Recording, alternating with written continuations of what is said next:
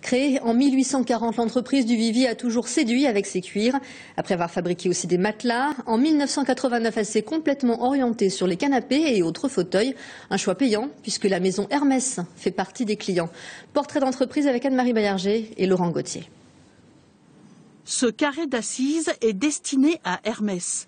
Le maroquinier de luxe a choisi les canapés du Vivier pour fabriquer sa nouvelle collection.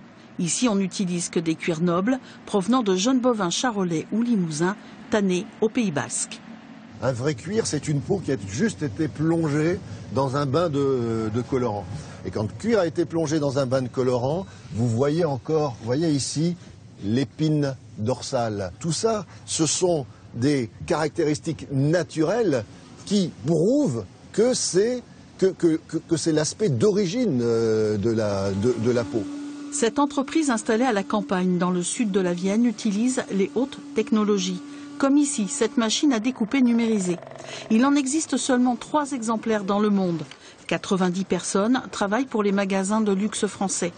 Pour faire face à la crise du meuble, du Vivier s'est adapté à la maroquinerie de luxe de maison, une gamme design qu'Hermès souhaite développer comme ici dans cet atelier avec ce siège ottoman. Plusieurs parties, donc on a le socle. Il faut faire attention effectivement aux moindres petits détails qui pourraient choquer. Là, il faut se mettre bien bord à bord, les points bien alignés, bien stables. Il ne faut pas avoir de défauts au final, effectivement, qui ressortent. Le luxe a aujourd'hui le vent en poupe et la concurrence est rude.